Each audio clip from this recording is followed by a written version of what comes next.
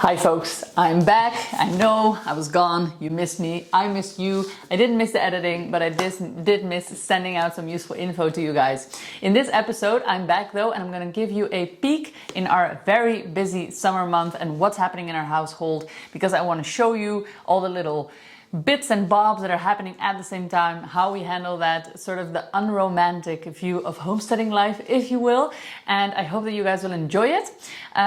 Furthermore, I want to just say I've been offline for a bit because we have a 6-month-old baby, a running business, kids at home, an abundant garden, in-person events, so editing was just not on the list. But I'm back now and I'm happy to be here. So let's get into it and let me show you what's what.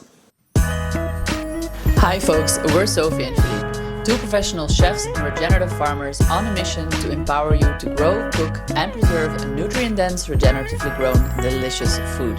We bring you how-to recipes and stories that bridge the gap between the land and our plates, sprinkled with a pinch of humor and lots of grit. Join us for some honest cooking, regenerative living and fun farm-to-table courses and retreats.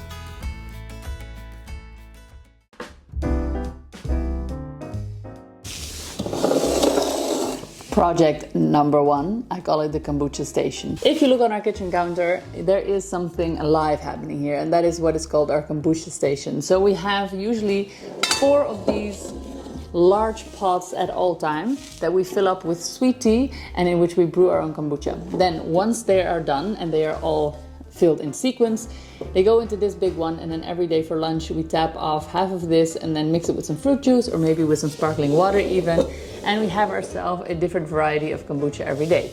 This is one of the projects that we have going on most of the year, but it is something to tend to, so it takes some time. I'm very happy with this, and there are lots of tips and tricks about how to brew kombucha. If you want to read an article I wrote on that, I'll leave the link below. But basically, this is one of the first things that is, taking up some of our time in the day. Moving on.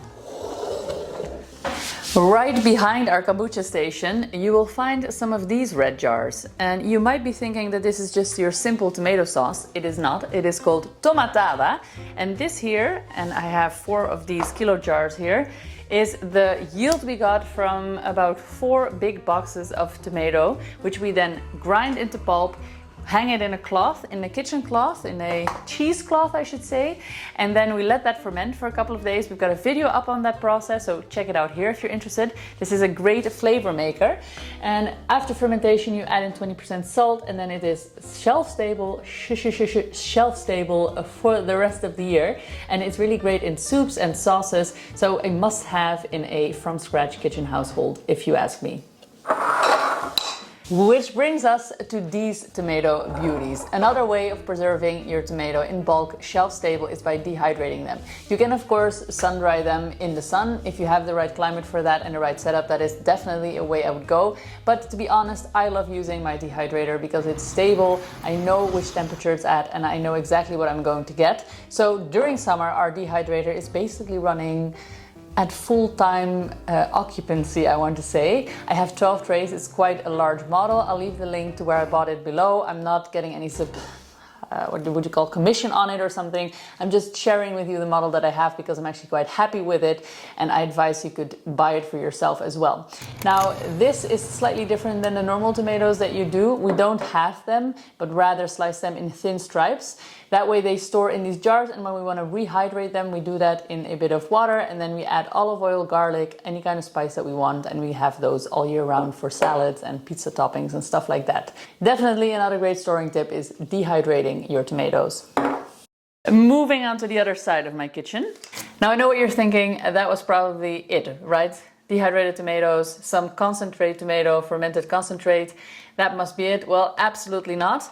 As you can see, I'm here sitting next to my beloved dehydrator, and I'm showing you the start of what is to be our tomato flaky powder seasoning.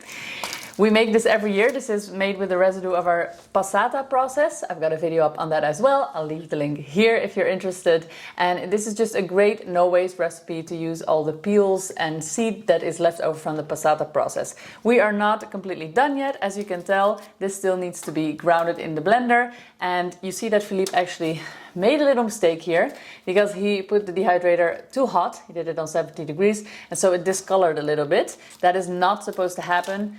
And that brings us to the reality of this lifestyle. Sometimes things just don't end up the way that you want them to, but this doesn't make this unusable. We can still very much eat this. This is just an aesthetic thing. The powder is going to be slightly more dark, unfortunately, and we'll have lost some of the nutrients that are in the peel, vitamin-wise.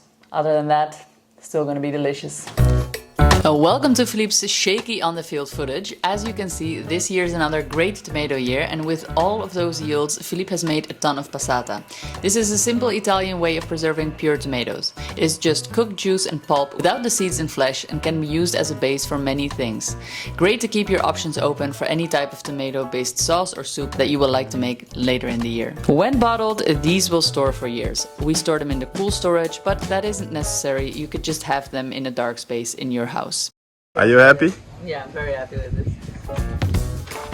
Are you happy? Yeah, it's still missing. Very happy indeed. This year Philippe grew a wonderful pumpkin patch at the lower part of our farm. We mixed in a large truckload of half-decomposed cow manure and they did really well after that. Our kids helped us when we harvested the first round to put them out on the porch. I always think about all the porches worldwide that were decorated and are decorated with pumpkins around the end of summer, which of course led to the Halloween tradition.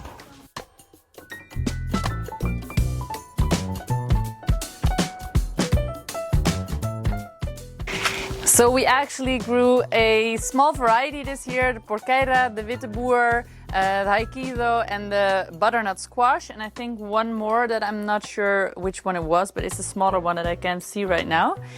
What they're doing over here out in the sun is just curing a little bit. This sort of leathers up the skin and this helps them to preserve longer. So if you want to store your pumpkins, don't forget to cure them, otherwise they will rot very quickly. And make sure that when you're taking them off the vine, that you give a nice amount of tail or there's a beautiful word for this. I'll look it up and then I will write it down.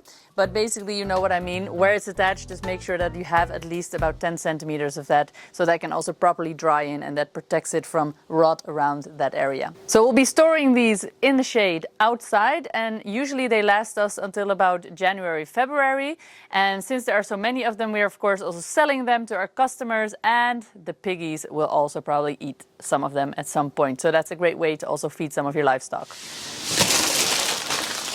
Back in the kitchen, and that brings me to these weird looking little baggies. What's in here, you ask? Let me tell you. So recently my brother, who lives in Holland, actually requested that I make him some beef jerky. I also had a really great comment in our last video, which was about the dry aging of the meat, that somebody was talking about biltong in South Africa, where they make, you know, delicious beef jerky, biltong, I should say, their own way. And that inspired me to want to make some dehydrated meat sticks.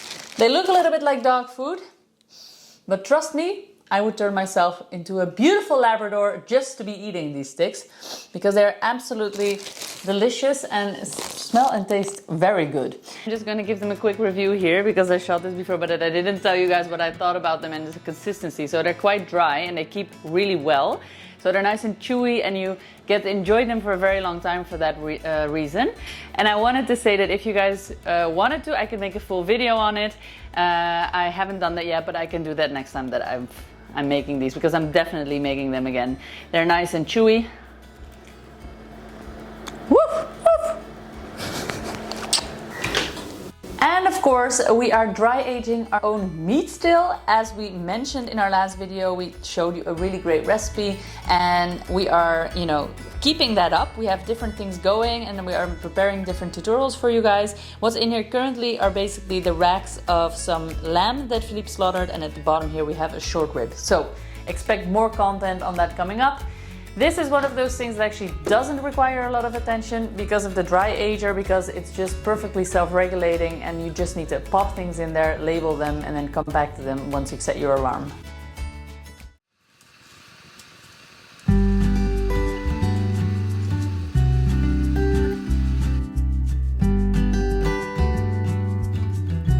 During the summer months, we are blessed with lots of fruit trees giving in great abundance. Here on the farm, we are especially rich in figs as they are super prolific here. So in between tasks, I try to harvest every other day and then batch process them. For figs, this means dehydrating them at 60 degrees Celsius or 140 Fahrenheit. I do this both whole as well as in slices, and I make things even more interesting by adding glazes to them. This video clearly is not an instruction video, so I would appreciate it if you left a comment in the video if you want the full instructions for that recipe. That way I can plan ahead and get some great content out for you guys.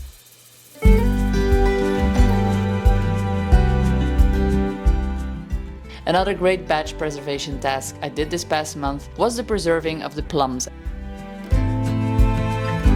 A good friend from another local business called Tomatada, they specialize in adobe builds and rent out holiday homes, highly recommended, was kind enough to share her abundant plum harvest with us this year, which we turned into fruit leather and prune juice.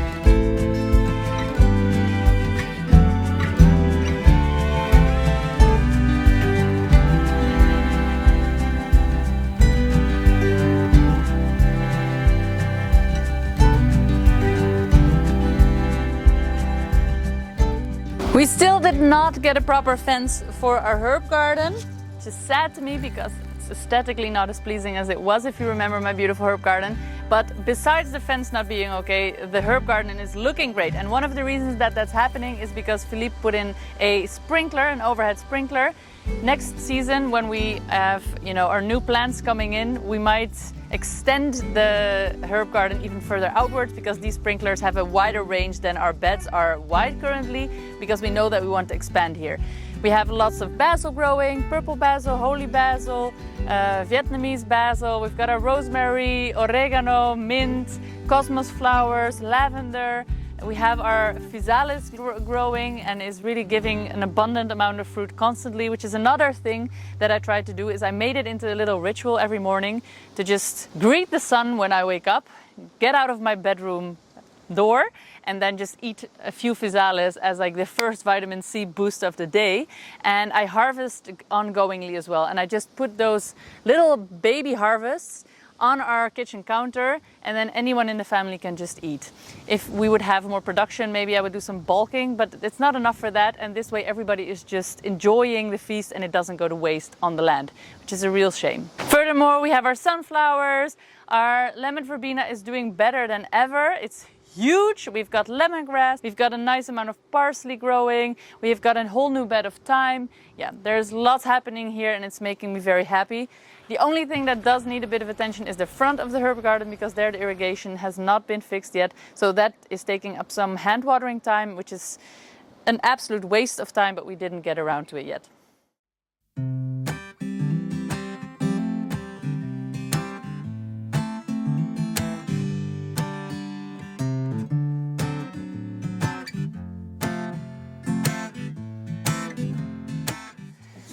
So this is another one of those tasks that just gets done sort of in between bits and bobs, gives me an excuse to go outside and faff around a little while also being useful, and that is the harvesting of anything that goes in the seed that we want to save. Now this, for instance, is dill seed. This is a very easy seed to harvest. You pluck it off the plant when it's completely dry. This is, by the way, a tip that goes for all seed harvesting. Always wait until the very last minute until the seed is as ripe as it can be, because that way you have the biggest chance of it propagating very successfully next year and you have a very good germination rate.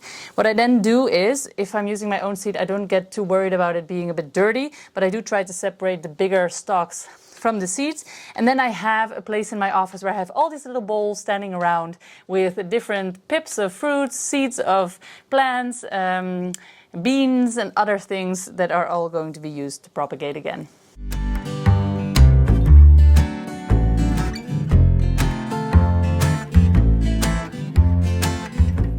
Currently, we are especially saving a lot of seeds for new trees on the farm. We collected lots of plum, apricot and peach seeds this year. And Philippe is mob seeding those to get a lot of trees ready to repopulate our farm post-wildfire. We'll add these to the collection that is already present in the greenhouse that we have saved from seed as well from last summer. Here all the new plants. Greenhouse also looking busy. Trees are doing well. On the right side we've got a lot of things that need to be potted into new pots. I've got my curcuma, which is looking great. If you saw our last farm update, they've grown so immensely, really nice. And we're doing some microgreens as well.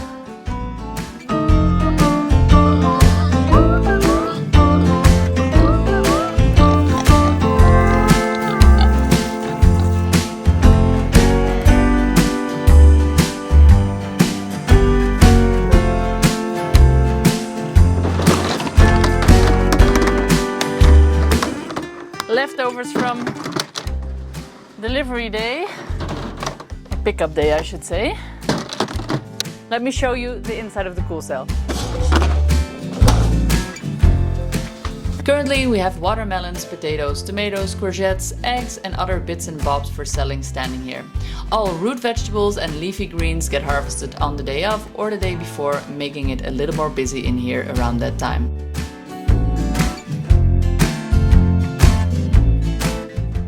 It's been a busy time at the farm this past month and the pantry is filling up nicely.